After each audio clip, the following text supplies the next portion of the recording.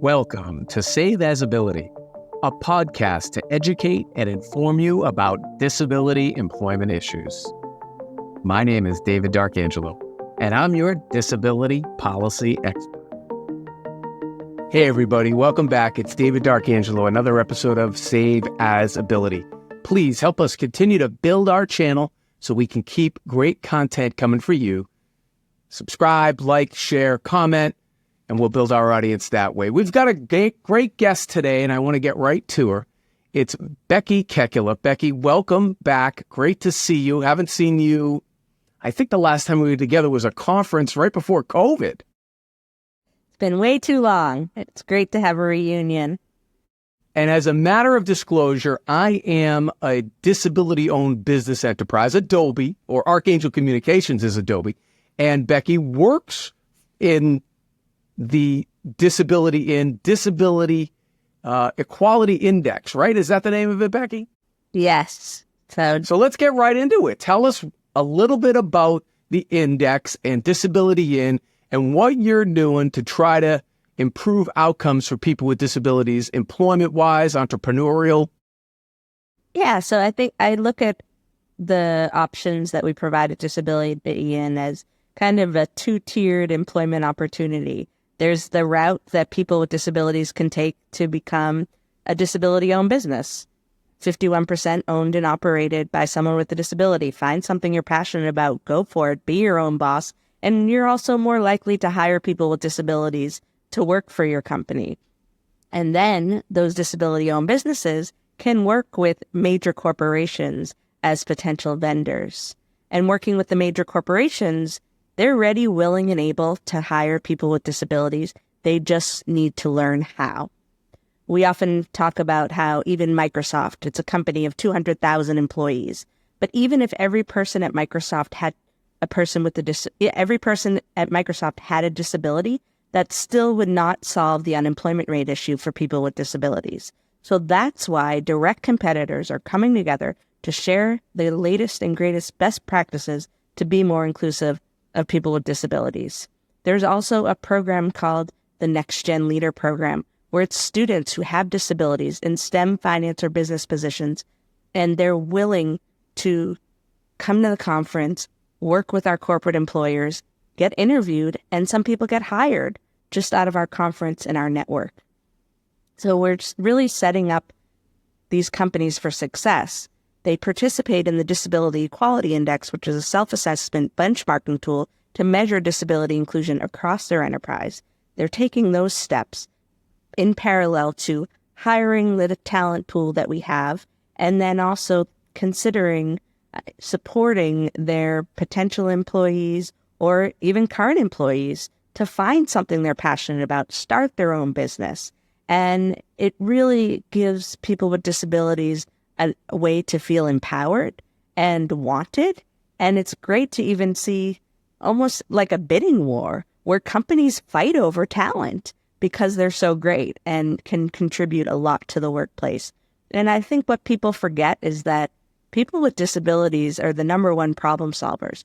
We're used to living in a world that isn't quite made for us. So we can bring those problem skills to the workplace if we're given the opportunity to be welcome and successful. That's a great point. We talk about that all the time on this podcast, is how you can use your disability almost as a qualification, right? So, but Becky, you've been instrumental with so many areas of inclusion, and I know you've worked in the entertainment industry and things like that. Can you give our viewers here a perspective of where we've come and maybe like the past 10 years, both, in employment, but also in the larger scene of inclusion of people with disabilities throughout our society and the workplace, really all of it? Absolutely. So I started my career with a struggle. I went to Providence College. I got a degree, just like I thought everyone who goes to look for a job does. And I chose after college to move out to Los Angeles. This was after I had 9 different internships in college. And I thought that I had the qualifications to get an entry-level job in the entertainment industry. The reason why I wanted to work in the entertainment industry is because entertainment content influences how people with disabilities are treated in society. And more specifically, people with dwarfism, If people see us as elves or leprechauns or munchkins, they may laugh at us. But if they see us as positive doctors, teachers, lawyers on TV shows, they may be a little bit more respectful and may be willing to give us a little bit more of their time. And then there's lack of authenticity. Big name actors, they want to make big box office numbers, so they're going to put a big name actor in a role that describes someone as a wheelchair user, and then that person's going to get an Oscar just for playing bravery.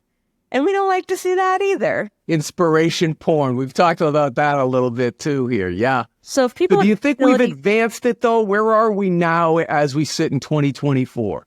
So I think where we are now is that there are a lot more avenues of content streaming. So there are a lot more options for there to be TV shows and movies that can take a risk and be brave and be inclusive. One of my good friends started this film challenge. It's called the Disability Film Challenge, sponsored by Easter Seals out in Southern California. And I really think that has been a funnel for talent to get exposure and invited to be on those bigger name projects. But there's still a long way to go. GLAAD produces a report every year, and it's where we are on TV. And the percentage is still less than 10% of people with disabilities represented on primetime TV shows. And we often forget that 75% of disabilities you can't see. So it's very possible that more disabilities are being represented, but it's just not talked about. So we're going to assume that it's not there. Right, right. Well, Becky, tell our viewers what they can do to get involved with some of your projects, or as we start to finish up here, let them know what they need to do to get in touch with you or Disability In or the programs you're working on. Yeah, so kind of before I got involved with Disability In, I got integrated into the schools where there are children with disabilities who are looking to go from elementary to middle school or middle to high school. And they're going to meet a whole new group of people who may be curious and may, in return, point, stare, and laugh because they just don't know any better. So what I like to do is talk to school administrators about my experiences growing up and then speak to the whole student body, let them ask me the hard questions so that student doesn't have to struggle. But even environments where there's no disability that you can see, I love to go and enlighten students about what it means to be different and that it's okay to be different. And then with the corporations, we're always looking for new companies who are willing to start on this journey with the Disability Equality Index. You don't have to be a corporate partner of Disability In to participate. You just pay a fee to be able to utilize the tool. But then it ends up being a motivator for you to want to get more engaged and involved. And we have a conference every year. There's one in Las Vegas this summer, July, I think, 15th through 18th. I'm trying to remember. Yes. And it's an amazing energy of people who are ready, willing, and able to be more inclusive. They just want to know how. So please continue to share your stories as an ally. If you don't yet identify as someone with a disability, as we say, anyone can acquire a disability at any point in their life. So you might as well join the party now and be supportive of those around you, because you never know what someone's going through. And you could be the reason someone shares their story. Yeah, 100%. So we'll be sure to put Becky Motivates in the description. Becky, what is it? BeckyMotivates.com? Yes. Great public speaker, very engaging. I've heard her a couple of times. Terrific. And your Disability In work as well. So Becky, thank you so much for what you do for our community here. And we appreciate you having you today.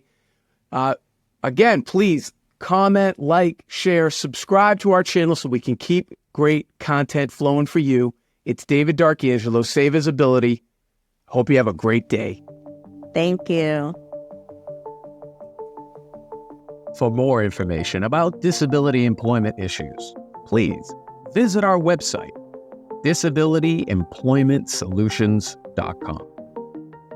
The Save As Ability podcast is available on Apple Podcasts, Spotify, our YouTube channel at Disability Policy Expert, or wherever you stream your podcasts.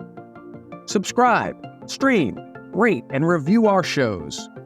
Your ratings and reviews help our show reach new audiences. Produced by Pod Pro Entertainment. Save As Ability lives within a network of podcasts located at podproentertainment.com. #TheNewRadio. Again, my name is David Darkangelo, and I'm your disability policy expert. Until next time, thank you. I hope you have a great day.